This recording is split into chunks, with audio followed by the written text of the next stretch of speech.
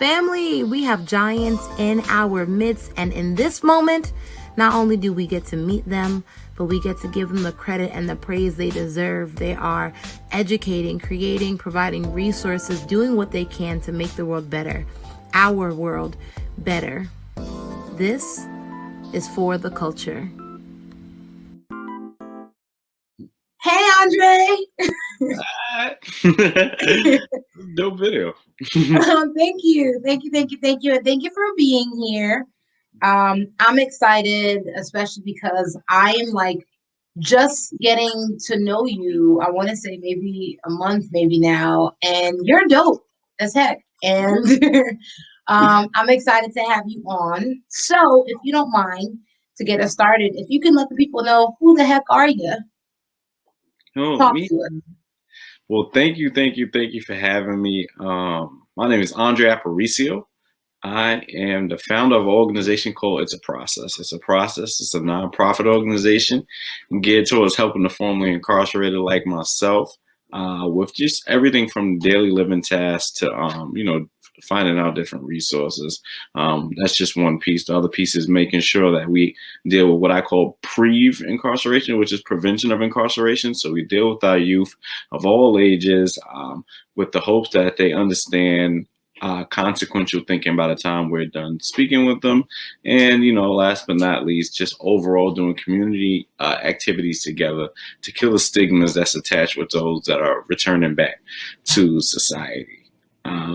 I am also a program manager for a program called the Office of Second Chance Employment, where I get those that are formerly incarcerated or had any type of justice involvement, employment opportunities in and around the airport.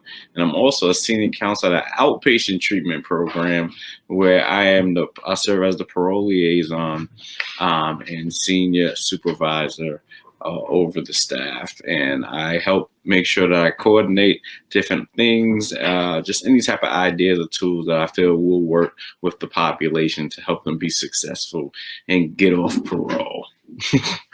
So I think that's everything. Probably not, but I'm sure it'll come out soon. How do you manage to do all of this and still be a decent human being when you're always on the clock and the whole nine? So thank you for giving us a little bit of insight into what you do. Just to share some background, where were you born and raised? I'm born and raised in Queens. Queens is my borough. Queens is the borough. Born and raised in Queens, started living on what we consider the north side, Springfield, Linden side. Then eventually we had moved over to the south side, 106 in Elmwood. Then a whole bunch of other things transpired. And then we ended up coming right back over to the north side in Hollis. And, I've just been in Queens my whole entire life, Rosedale, whatever. I literally have Queens tattooed on my back. I figured, you know what, whatever. you about this life. You a Queens tattoo for real. And what about your family? Is your family from anywhere? My family is my father's side of the family is from Trinidad.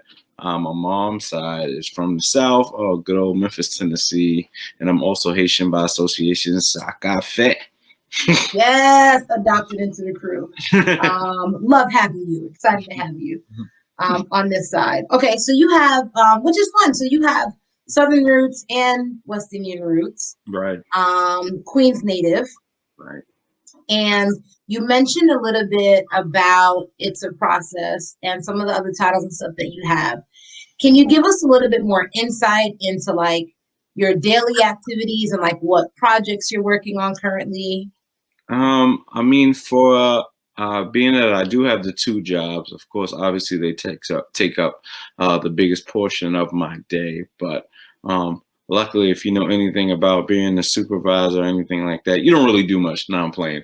It's just all about time management. By that time, you get to time management, so it's easy for me. A lot of the work, everything that I do from my nonprofit to for-profit to two jobs is generally around dealing with the same causes and dealing with the same type of situations. It's community. Everything I do is community work because these individuals that I'm dealing with in the program, I'm making sure that, they're not out here doing drugs, shooting up in the community. These individuals that I'm dealing with getting employed, I'm making sure that, they're not out there thinking they have to rob anybody or rob any. we have employment here, we have jobs here. So, it kind of like, everything kind of like correlates together. So, uh, uh, uh, to give you an example of my day would be to just like, I'm sure I can't even put it in. What do I have coming up next? I was reached out by an organization that has celebrated me on 2 different occasions. Shout out to Sassy Side Entertainment, Nipsey Hussle Awards. I'm a 2-time recipient of that award. That's awesome. She reached out to me. She said, Dre, Juneteenth was passed. We have it now. We're doing a Juneteenth event. I want you to come on board. We're going to be working with some of the community affairs officers and put a nice event together. So I'm like, yeah, let's do that. So, I told the squad, hey, look, Juneteenth is our next thing. Let's get it together. I'm looking real forward to that. I know a lot of people are still unfamiliar about Juneteenth and what exactly means and what does it actually represent. And I want to make sure that we're continuing to spread the word and let people know their history and what's going on. So, Juneteenth is definitely at the top of the mark. I know we do have a Mother's Day event. I believe that is coming up as well. More details on that to follow.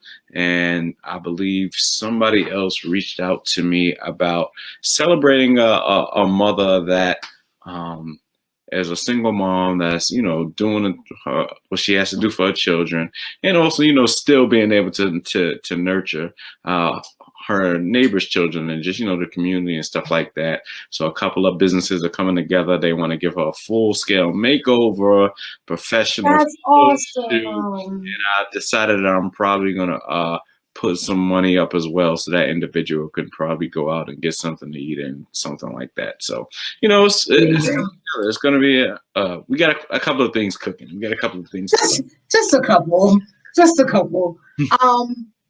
So something about you, amongst my friends, the joke is, right, like, I'm like the brand ambassador, right? It's like, oh my goodness, anything that they have, I'm like, let me get it, let me buy it. Right. And then I met you and I was like, I have nothing on this guy.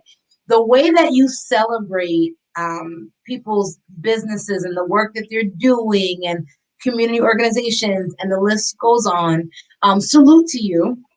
Thank you. Truly, because it's beautiful, right? Like, and I'm going to make the assumption every single last one of these 37,000 companies that you celebrate every single day have not hired you, right, as their brand ambassador.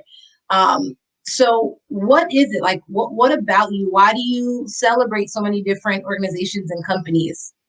I remember when I started to come up in this whole nonprofit world, before I even decided to get any paperwork done, for a year, I took a year to, find out the nonprofits in my community, what they do, how they operate, the ins and outs and things of that nature. And I discovered that nonprofits and street gangs had so many similarities. Nobody liked each other. Nobody supported each other. Everybody was just, and I'm like, wow, coming from the streets and the street organization, being a crib, I'm like, wow, even we are friends with Bloods. So it was kind of like, what in the world is going on there? And that's why I said, you know what? Well, maybe that's just that. And then the individual that had a nonprofit organization kind of pulled the same thing that everybody else was doing once they realized that I wanted my own nonprofit and I wanted to, venture out. And I decided to just create this whole little, just model, community over competition. And when we talk about community, we're talking about making sure that we are supporting. I think what people get it twisted is like, of course, obviously I support a lot of Black owned businesses, and they're like, yeah, we need to support them. They don't just need our support. We need to make sure that we're customers. And that's the idea. The idea is that obviously I don't sell nail polish, but I know someone that does. So why would I keep that information in if I don't sell nail polish? They wouldn't have benefited me anyway, So, just creating that idea that we can actually do this together. hey guys, That's so good. let's create this platform. So truly, it's blossomed into something great. I have a lot of businesses that I work with directly, and we continue to share resources and shoot a lot of different things to each other in these platforms. And I feel like we're all coming up together, down to even an event hall that I frequented to supporting friends, and then me and the owner became friends, and then she's like, hey, let's host this, and you're great with this. And it's just Nice. the idea that, hey, we need a space to do something for the youth. And then what do you know, we have some friends that have a space, and they like come and Right. bring. So that's the whole idea of it. That's what got me motivated. I always believed in teamwork. I always was one of the team players. I always wanted to make sure that just because I'm good around me, I want to make sure everybody else is good around me too. So I can't be sitting here having a business that's doing well, and while you're my friend, we follow each other, and I don't even shout your business out. That's tacky. That's super tacky. That's tacky. So can you give us some more backstory? Because you compared, in terms of like the relationship, you compare like nonprofits to street life and gang life, and you have a really incredible story. You're coming up on, if you haven't hit it, or maybe you just hit it, 10 years out, right? 10 years, April 25th. Awesome. Home. Congratulations. Thank you. Thank you. So can you give us some more of your story, background, how you've come into this work, how you got to where you are? Okay, well, growing up in Queens, and living in a bunch of different areas, and then growing up in the era where the gang life was taking a life of its own, I don't want to say I fell victim, because I actually chose, like, wholeheartedly to become Crip. And it wasn't like an influence. My friends had already been Crip way before me. It was like, no, we're going to be Crip together, Wow. Yeah. And that's kind of how it transpired. And, like anything, when you have a group of individuals and everyone needs guidance, we begin to guide each other. And to say the blind leading the blind would be an understatement. It was really the lost leading the loster. The lost. Wow. So we were kind of figuring out things as we was coming along. And unfortunately, in figuring out things, we figured out exactly what the prison system was. Majority of my set went to prison. Have individuals that are probably never come home. I have friends that went in 20 years old with 50 year sentences and 100-year sentences and things of that nature. So, when we did this gang stuff, especially in New York, as far as me and my friends, we did it for real, and we also paid that price. And coming home and really saying to myself, after speaking to people that were in prison that knew they were never coming home, that knew that they would die in prison, and telling me, like, you have an opportunity to change your life around and make something happen. I just remember one individual telling me, I'm not even asking you to stop being Crip. I'm asking you to stop being dumb. That's good. And wow. I was like, you know what? I have to really put this together. And I came home and just really got into it. And what really helped me and supported me was an actual counselor that I had. Because when you come home, you have to do like a treatment programs for your parole as a stipulation. And my counselor actually did 25 years and was working on her third master's degree. And she was super encouraging. She always felt like I could be a counselor. And she was super motivating seeing her do these things and be where she was. And, I decided to take on that. I wanted to become a counselor because of the counselor that I had. And it's not like I was like 14 years old. I came home at 22 years old. And, this individual like became my mentor and somebody I wanted to be just like. And that's awesome. Unfortunately, she passed away. But it really started turning the tide for me. I started to really look as to what I really wanted to do, because I was still on parole and I was a cleaner for a cleaning company, and I had moved through that pretty well as well. But Nice. obviously, I didn't want to be a cleaner, for the rest of my life. Especially, and it was cool. It was just kind of like, yo, we're gonna do this counseling thing, and boy, did I face what people thought would think a person individual would face. Even before my counselor passed away, they tried to get me a scholarship through VESIT, which is Access VR, and this company gives you a scholarship to go to school if you have disabilities and if you've been diagnosed with something. And being that I was on parole and stuff like that, and in drug treatment, I was, diagnosed with substance disorder, whatever the case may be. Okay. So I went to go get this scholarship that was supposed to be just walk in, get a signature, and walk out with it. And the individual behind the desk, this white man, said, I don't think you'll be good as a counselor. You'll probably be better off working with your hands. Maybe you should go to school for like construction and stuff.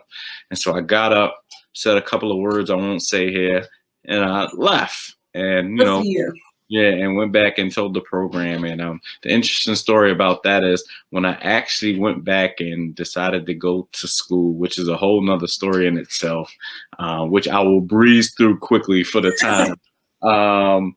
Pretty much when my counselor passed away, I went back to the program to ask her about getting back into school. And that's how I found out she passed away. And where I was doing the cleaning service at was actually the headquarters for my program. And I still wanted the scholarship. So the director at the time told me, well, you're already at the headquarters. Just go see the exec in the office. So I took my mop bucket and stuff and I went down into the office, and the secretary was like, you need a appointment to come here. And luckily the exec's door was wide open, and he said, you wanted to see me? And I said, I did. And he helped me reach a school. I went to see that school the next day, spoke to that director. He seen how passionate I was about this, about going to school for counseling, and he allowed me to go to school for free. But he said he was going to still put in for the actual scholarship. Now, this was years down the line after that incident I told you about. And that individual was now the head dog that signed off for the scholarships and denied me again twice. Wow. Because I did file a grievance on him, so it was kind of like, so I know he remembered my name. Oh. And, to this day, any awards that I usually get, I photocopy and send it to the office with his name. Because I'm just that. I love that. I love that, though. And you really do have the story of tenacity. I want to know the school story. I mean, we hear. I just feel like, what better place? So go ahead and bring it. The school story was, after my counselor passed away, and my best friend one of my best friends that wanted me to do counseling said I would always be good at that, he passed away. I felt more than led to go back to school and do this counseling thing. And I was looking around for schools. I had money in the bank. I'm calling different schools. People are not even responding. The schools is packed, yada, yada, yada. And being that I had a job, I had to find a school that I could do in the morning time. And so I had called the same school that the exec called, but obviously I didn't have the number he had. So he was able to get through. And when I sat down and I spoke with the director of the school, Joe Turner, shout out to him over at Exponents in Battery City, and I spoke to him, and he said, you got an interesting story, and I can't believe you still want to be a counselor after all of this and after all the things, most people would be led astray.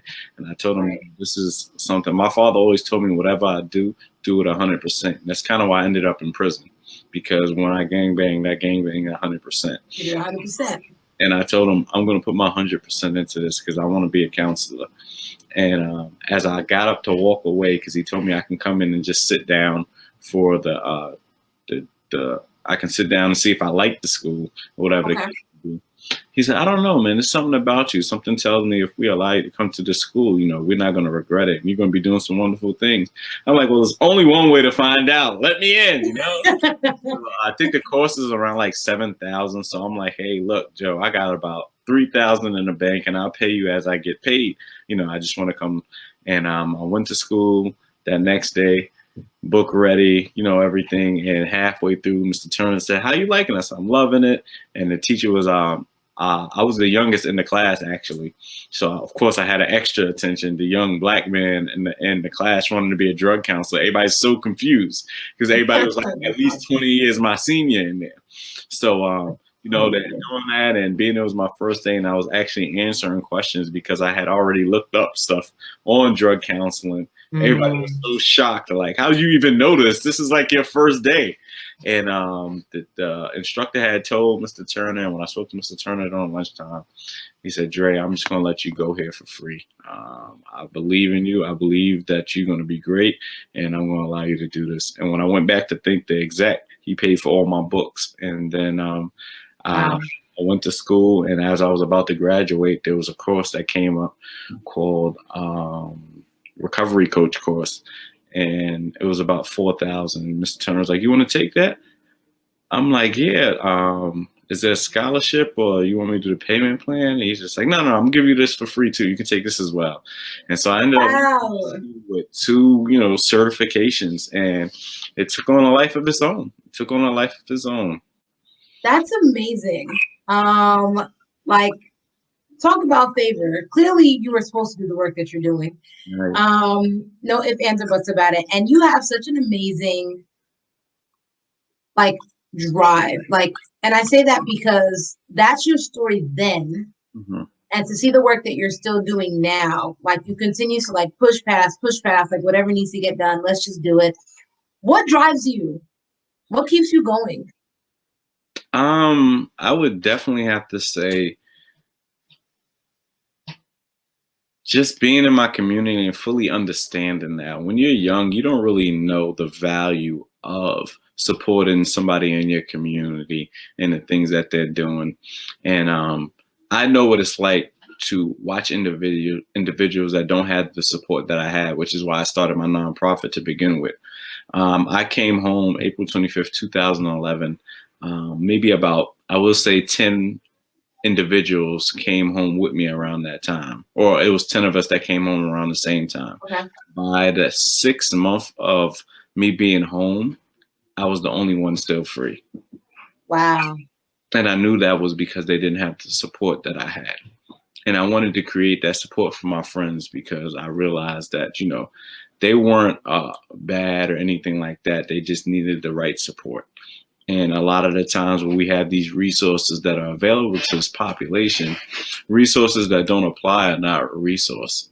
If this individual is not going through what that resource is training for, then why would you send them there? It's not something that they need. And that's what you find. It's a lot of surface stuff when it comes down to really supporting those that are coming home. As everybody screams and preaches the cognitive piece and how, the mental piece and stuff like that, there's still no free therapy for a person that comes home. That's good. Wow.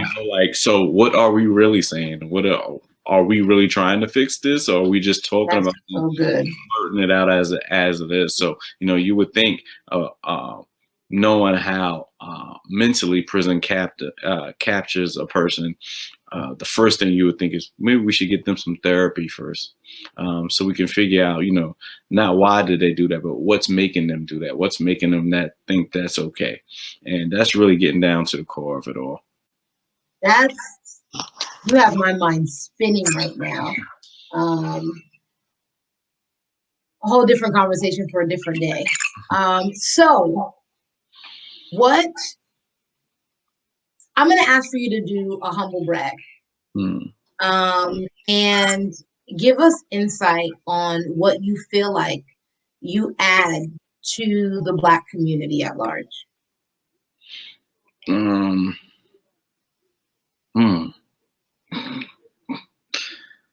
I mean, I got all kinds of stuff, but you got to be able to say.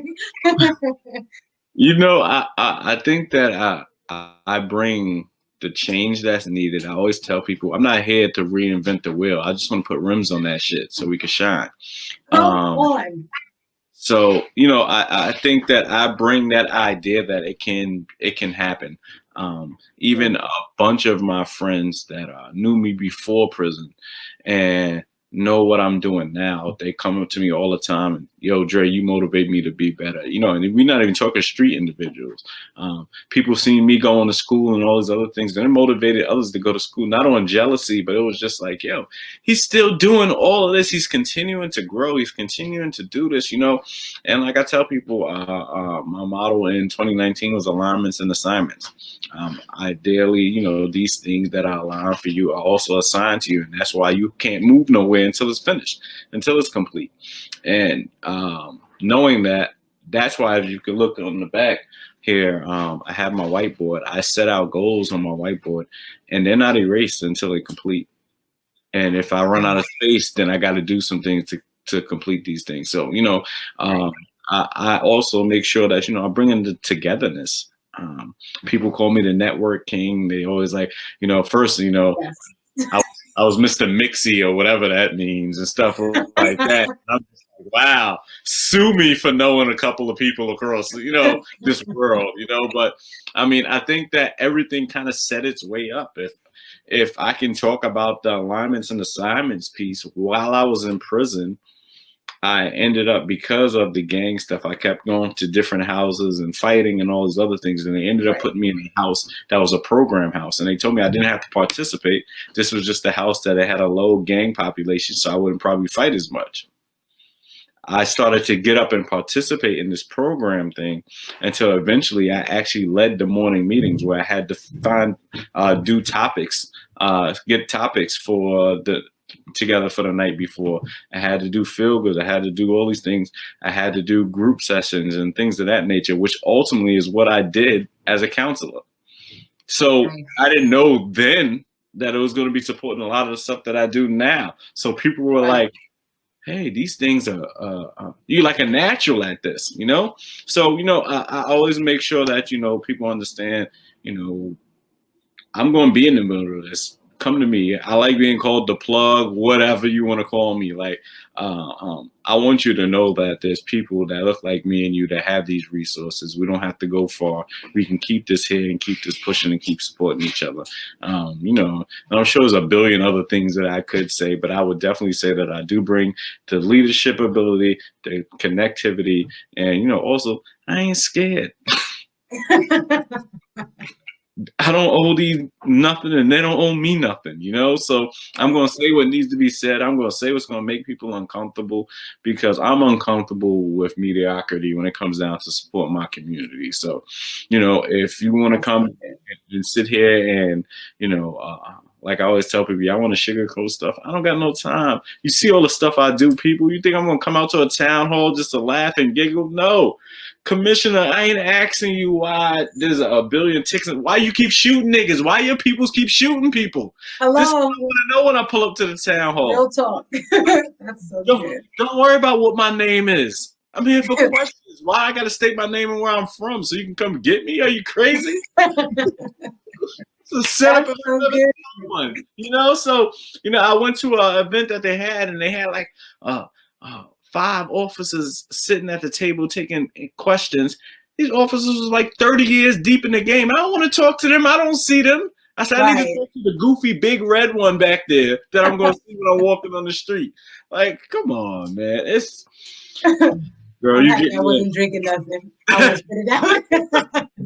It's for the culture. It's for the culture. Yeah, that's but that's good. But what you're speaking is it's so good and it's so true because you're authentic, right? And you bring who you are, like organically you into spaces, which makes room for other people to be themselves, you know, like, and that's beautiful. Like it warms my heart to come out to the Easter egg hunt, right? And to see, it always just makes me happy. And it's people act as if it's irregular. It's not. But when you see so many Black men in the community, just there and like laughing with kids, it's a beautiful, like you make room for other people to be, which is really important. It is, man. It is. That was a great event. I enjoyed it thoroughly. You know, people power. We don't need grants and politicians all pushing down our throat. We can put it together, bring 150 kids out in the community, and everybody go home happy, safe. Picture. So that's so good. So I have an open question for you. Mm-hmm. What do you feel like the Black community needs? Playing with me. You see what time it is? How long is this stream yard? Right, Is this a forever. telethon? Like, What you wait in summary? oh man, what does the Black community need besides everything? Besides everything, that's an answer. I mean, I think that it needs reparations in the forms of ownership, in the form of healthcare, in the form of student loan debt, in the form of medical bill debt, in the form of things to help fight red zone. And, people are always like, oh, yeah, they don't want to pay reparations. This. You don't necessarily need $8 billion up front if we can do things to get us 10 billion, you know what I mean, in the same day. Right. So let's think of the bigger picture here. They give you money, you're going to spend it anyway. But if we get the resources and the tools and the spaces, we won't even have to even look back, That's so good. I think that what the Black community really needs is an understanding. I don't think that we have that people, there's knowledge being passed out constantly, but are people understanding it? Are people understanding? Do you understand what I'm saying to you when we talk about fixed mortgages and things like that? You hear these words and you just be like, that's good. Yeah, I think I know. I know that they do prefix meals for brunch, so that's got to kind of be like. Right, maybe it's the same thing, Lord. Yeah, you're right. I mean, and we got to be real with ourselves, and really forgive ourselves in the sense of blaming ourselves this whole time. Nah, it ain't us. it ain't us. And I think that people take that plight on that, no, it ain't you. I had this discussion because I know, being in the gang and having so many artists now that are Crip, that are rapping. I know a couple of individuals that are big time, and they talked about, people ask me, how do you support this person and the things that they say? They're rapping about what they see. That doesn't bother you that they see that? Right. That's the real question. You're bothered that you hear it, but you're not bothered that they see it? Right, that they're living it. That's good. It's and this is why sometimes I just stay to the back because I know how I am. I'm just, I'm always going to ask those questions. I hate to be Captain Obvious, but I will be. Like, so you guys are giving out turkeys for Thanksgiving, not knowing if people even have an oven, and you're giving a frozen one. How does that feed them? No, we're gonna give cooked meals, guys. Let's go past that. I understand the idea, but people don't have ovens. People probably don't even know how to cook the turkey. You know what I mean? That's so good. It's crazy. Be Captain Obvious, because that's what I haven't even thought about that. So it's like, to me, it's kind of like, what are we doing here? And they're like, oh, they gave out 2,000 turkeys. I bet you'll give out 10,000 meals. That's wow. So it's that's just me and how I think. People are always like, you got to think outside the box, and I'm just like, I don't even know what box people are talking about. I ain't in no box. I went to the box again, but I ain't in no box. There's none of that, So it's kind of like, that's just me. I'm always extra, and that's why my brain is always spinning and why I'm always up. But that's just the idea. I'm always that one to really think about, oh, hey, maybe we can do this. Maybe we can do that, So I thank God for my creative side and just seeing, the differences and stuff. I know that we need to take different approaches with things. As a counselor, I remember an individual kept smoking marijuana, and his PO was like, look, Dre, if you can't save him, I know what will. And I'm like, listen, I got you. I'm going to holler at my boy. And he's just like, Dre, I'm going to college. And I'm like, yeah. Write all the stuff down that you're doing so great. He's like, college and this, and he's been home for this time, and this is this. And I'm like, yo, come outside with me. He's like, what the hell? And we're walking past, and the director of that outpatient program is like, what the hell where are you going? I'm like, So we go outside. And, I'm like, you got a lighter, don't you? And he said, yeah. So he passed me the lighter. And I took the paper that he wrote everything on and I rolled it up like a blunt. And I'm like, smoke it. Go ahead, smoke it. And he got the tearing up. And I tell you that I was glad that I did that because he actually stopped smoking.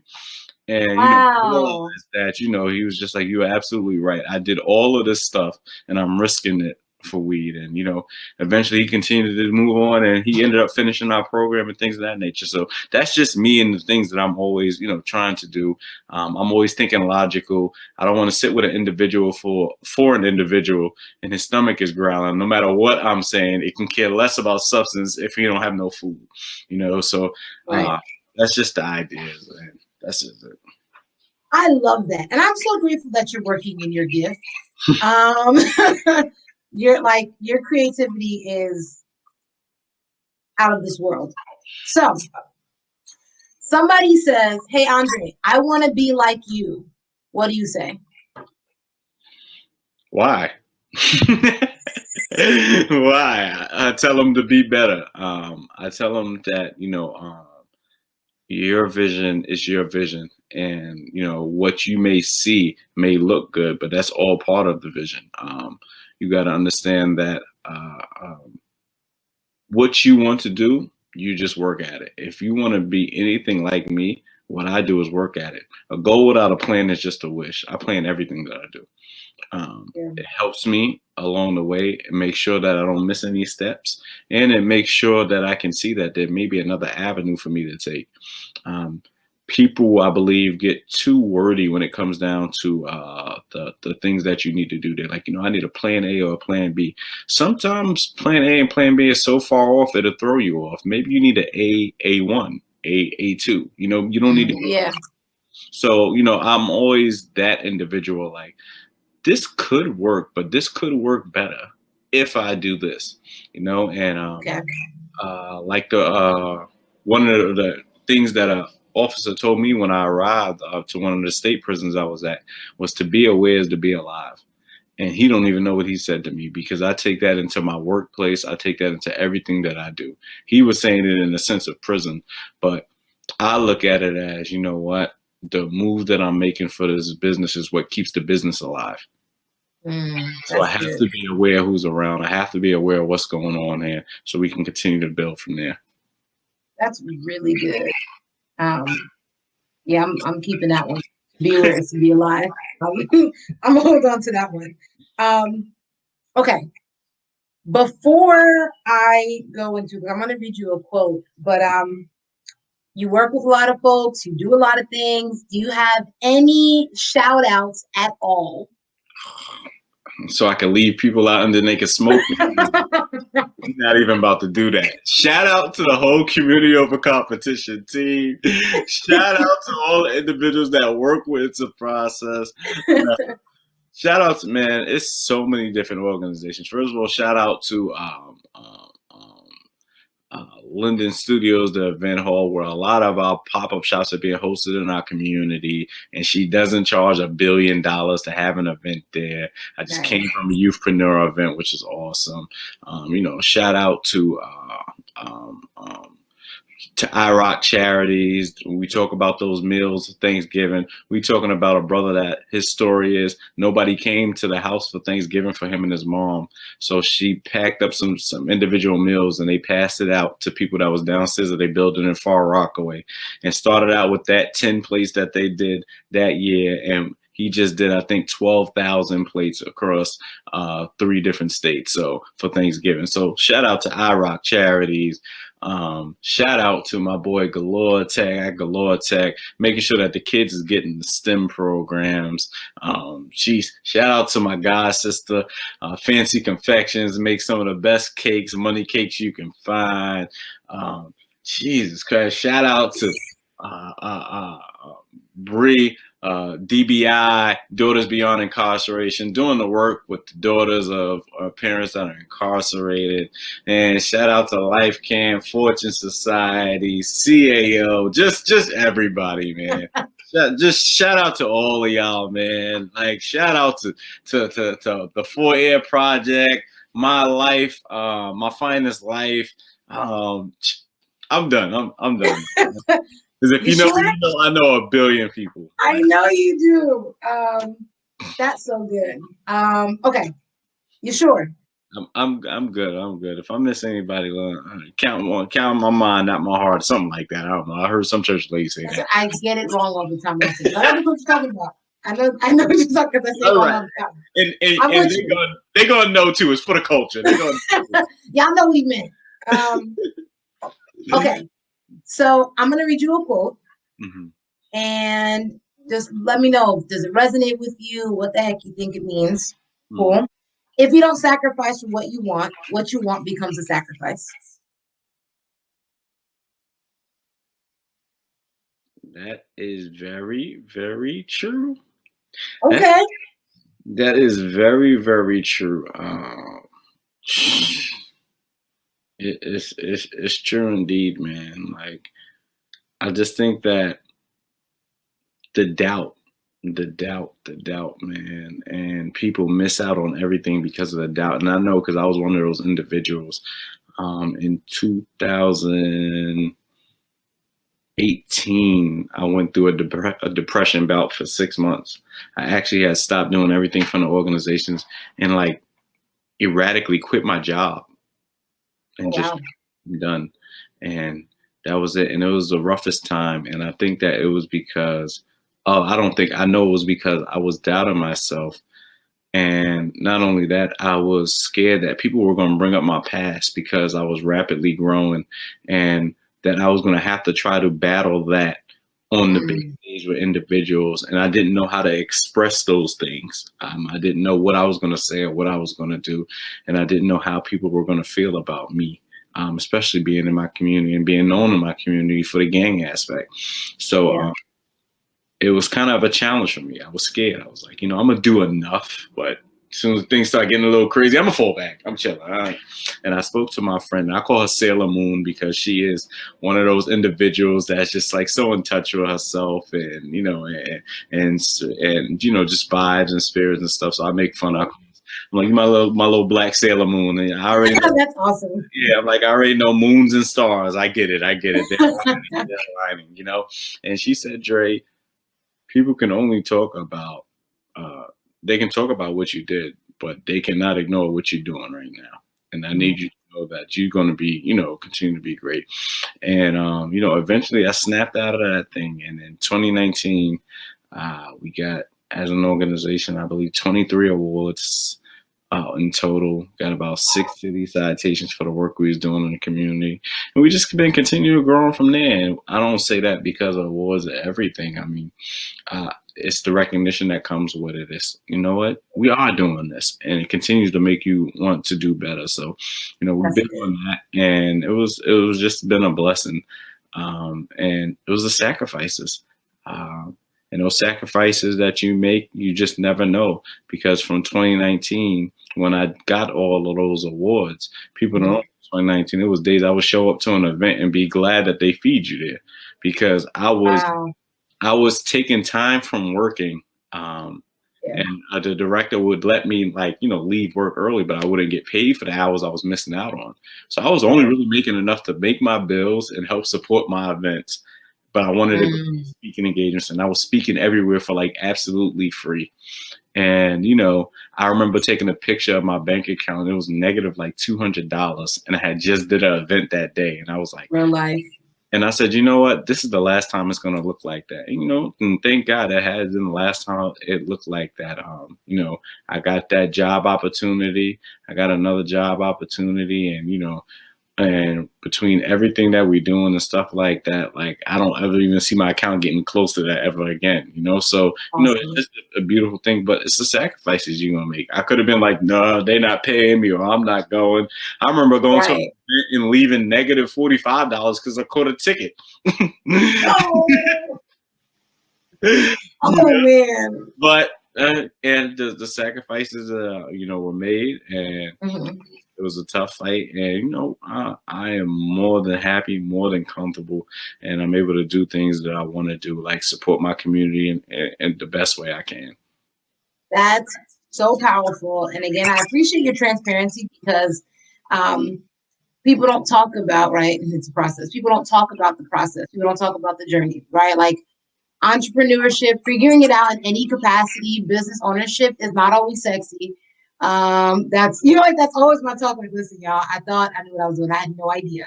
And so I appreciate you even saying that and giving people that kind of insight. But you also like you stuck and you stayed.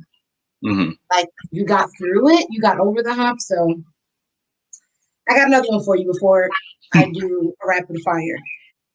What do you want to be remembered by? What I want to be remembered by?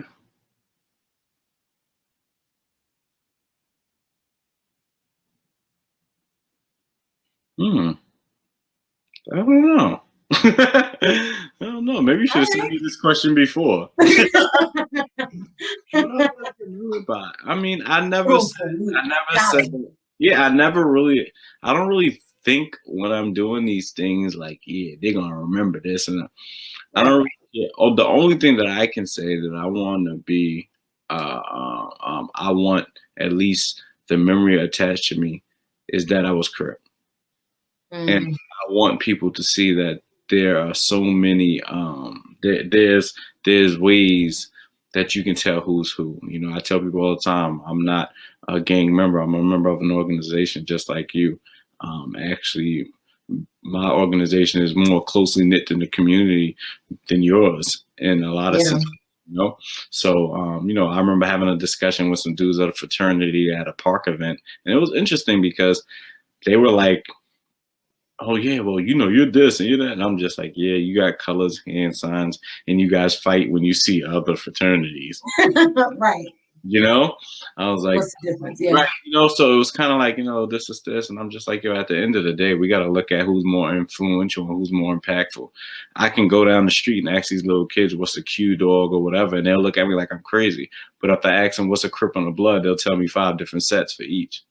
So we need to make sure we know who's really sticking out here, Wow. When we talk, powerful. We talk about crime in New York City, 97% of the crime is committed by the same 3% of the people. And a lot of those are gangs, what we call power groups, because they got the power to shift statistics. But that's another story. That's another story, man. But if you gotta remember everything, just remember Neighborhood Dre. Neighborhood Dre, it is. Yeah, I could ask you a million questions. Okay, I'm not gonna hold you forever. So, rapid fire. Favorite food? Snow crab legs. Yes, sir. Role model. A role model that you have. Nipsey Hussle. Good one. Favorite book? Letters to a Young Black Brother, Hill Harper. Do you have a favorite quote? Slow motion's better than no motion. Well, come on now. One word to describe how you're feeling right now. Tired. Yes, that part. And then something that you're proud of. Something that I'm proud of. I'm proud of having my first place on my own. After living with siblings and then prison and friends and all this other stuff, I finally got my own place, my own space, and it feels good. Like, congratulations. And I had the experience of like living with individuals, whether it be a companionship, relationship, or whatever. And it's just like I don't even have to like pretend like I want a conversation. I could just come home and just be quiet. Like, just be home. I be trying to tell people, Kat, like in my line of work, I talk all day. I don't want to talk when I get home. I'm sorry. I don't want to jump straight into it. I don't want to jump straight. To wind down and let me. That's a whole word. That's a conversation on its own also. Okay. Thank you for all of that. Everything. Where can people find you? In the hood? What you mean? You can find me on Instagram. It's a process_org. That is the nonprofit Instagram. You can even find us the website. It's a process.org. Facebook. It's a process. I also have my LLC, which we do all the supportive work that Kat was talking about, dedicated to the process, has dedicated with underscores in between each word with the letter to the process. And let me know how we can support you. How we can help you. And, if you see any way that you can help us, please reach out. We're a full voluntary nonprofit organization. The only grant we ever got, I gave back. I believe in people power movements. We didn't want to sign no death row contract for no little $2,000. And, and we've been fine. We've been doing the work. We've done working from Jamaica, Queens to Kingston, Jamaica. So, I can't. It's a blessing. It's a blessing. So you didn't mention this, but I'm going to ask you to mention this because community over competition, you have apparel, shirts. So how do folks get them a shirt? You can go to our those Instagrams. You can click on the link and purchase your shirt. The shirt goes to the 1/3 of the proceeds go back into our nonprofit. The other 1/3 goes into supporting, dedicated to the process, and the other 1/3 goes to supporting these Black-owned businesses that need our help and our support. I'm the Black Drip Ambassador. If you go on the page, you're going to see I have a billion shirts and sweaters and everything, all Black-owned, all types of soap. You think I'm playing? I'm talking all types of soap. I don't play with you people, man. So we go, I am they call me the pop-up shop killer. I run through pop-up shops, bags in hand, and just supporting each other, man, and making sure we know. And not only that, we make sure that we shout people out so other people can see. A lot of people don't know how the power of marketing and things of that nature, and that's some of the things that I'm able to do for people and individuals that I don't know. So, it's a beautiful thing, and you just keep going from there. So community over competition, man. All day. We all just get along. Perfect. Any final thoughts, words for anybody that's watching? Anything? Do not let societal time zones keep you trapped. When I say societal time zones, I talk about these things that were set in place saying this is where you should be at this time. And if you're not, you have failed. You are right where you're supposed to be and a step away from where you need to be going. You continue to not only motivate others, but motivate yourself, self-care, self-awareness, self-management. If you can have enough discipline of self, everything else you can control as well, even easier. The hardest thing to control in this earth is you.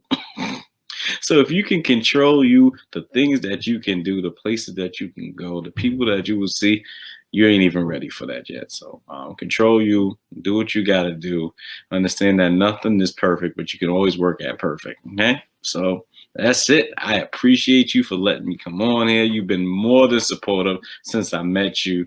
You done stepped up. I'm always seeing you on like everything that I have. You always information. I got some new things coming up for you. The library just booked me for 3 more interviews for some other topics. So yay!